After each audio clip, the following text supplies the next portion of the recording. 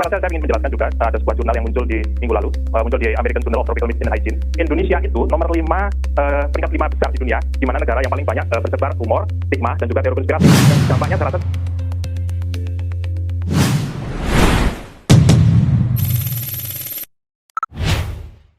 selama ini kita sering mendengar istilah literasi Indonesia masih rendah. Tapi, benarkah begitu? Mari kita lihat datanya. Data ini bukan hasil perkiraan atau pendapat seseorang.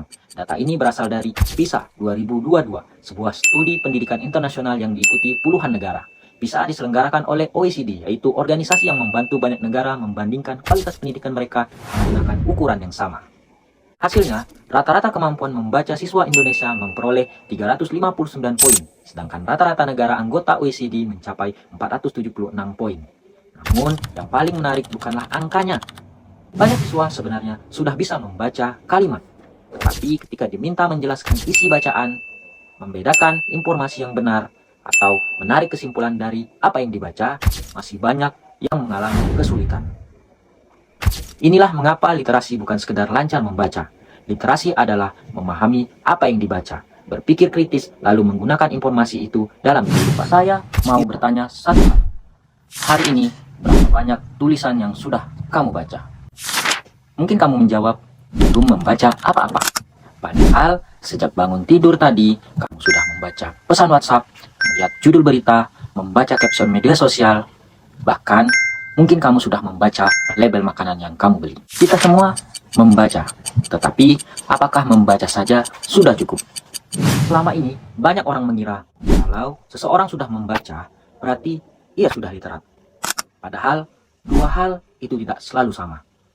Bayangkan, ada dua orang membaca berita yang sama, orang pertama langsung percaya, lalu membagikannya kemana-mana. Sedangkan orang kedua berhenti sejenak. Ia mencari sumber lain, membandingkan informasinya, lalu memutuskan apakah berita itu benar atau tidak. Keduanya sama-sama membaca, tetapi akhirnya berbeda. Menurut OECD, melalui kerangka Program for International Student Assessment atau PISA 2022, literasi membaca bukan hanya kemampuan membaca sebuah teks, tapi kemampuan untuk memahami, menggunakan, mengevaluasi, merefleksikan informasi, serta menggunakannya untuk mencapai tujuan dan partisipasi dalam kehidupan masyarakat. Itulah yang disebut literasi. Di era digital, informasi datang begitu cepat, tetapi kemampuan memahami informasi harus berkembang secepat itu juga. Karena itu, bangsa yang maju bukan hanya bangsa yang gemar membaca, tetapi bangsa yang mampu memahami apa yang dibacanya. Kalau begitu, dari mana kemampuan itu mulai dibangun? Jawabannya, budaya membaca.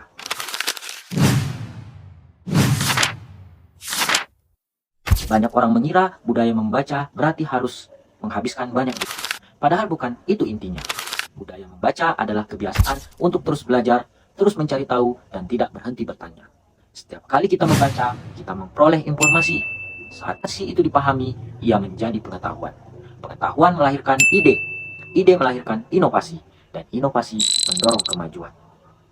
Inilah alasan mengapa budaya membaca sangat penting. Karena membaca bukan hanya menambah isi kepala, tetapi juga mengubah cara kita berpikir. Namun, di era seperti sekarang, apakah budaya membaca saja sudah cukup? Karena tantangan kita hari ini bukan hanya membaca, tetapi juga memahami informasi yang begitu banyak setiap hari. Siapa yang membantu masyarakat membangun kemampuan itu? Salah satu jawabannya adalah perpustakaan. Kalau saya menyebut kata perpustakaan, apa yang terlintas di pikiran? Rak buku, tempat yang sunyi, atau tempat untuk mengerjakan tugas?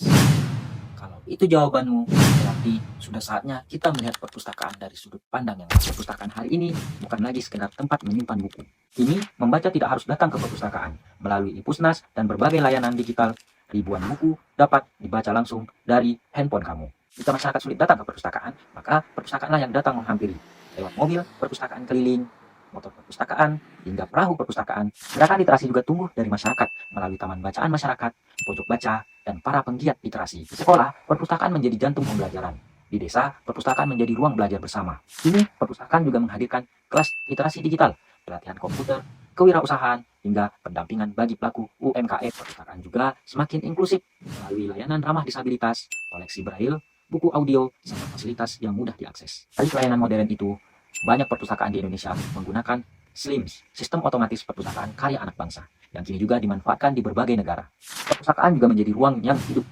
Ada kegiatan mendongeng untuk anak-anak, bahkan lomba, bedah buku, diskusi, festival literasi, hingga layanan referensi dan arsip digital. Semua tidak dilakukan sendiri. Perpustakaan berkolaborasi dengan sekolah, komunitas, pelaku UMKM, serta berbagai pihak agar manfaatnya semakin luas. Inilah semangat transformasi perpustakaan berbasis inklusi sosial. Bukan hanya menyediakan buku, tetapi membantu masyarakat memperoleh pengetahuan, meningkatkan keterampilan, dan memperbaiki kualitas hidup. Karena perpustakaan terbaik bukanlah yang memiliki rak buku paling banyak, tetapi yang mampu menghadirkan manfaat sebanyak mungkin. Dan semangat itulah yang terus tumbuh di berbagai perpustakaan di Indonesia, termasuk di perpustakaan daerah Kabupaten Indragiri Hilir. Perpustakaan daerah Kabupaten Indragiri Hilir bukan sekedar gedung, bukan sekedar rak buku. Ini adalah bukti nyata bahwa perkembangan tidak harus dimulai dari kota besar, bahwa literasi bisa tumbuh di mana saja, bahkan di tepi sungai paling tenang sekalipun.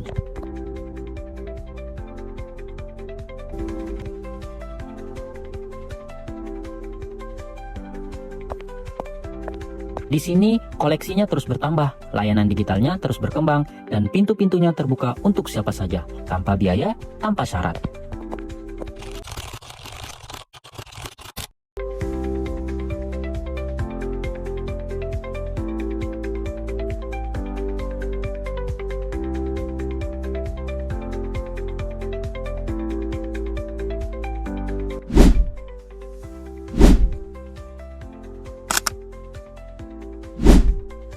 Kita berani untuk memulai. So, kita ke perpustakaan Kabupaten Indragiri Hilir. Mulai dari sekarang. Dari Indragiri Hilir untuk Indonesia yang literat.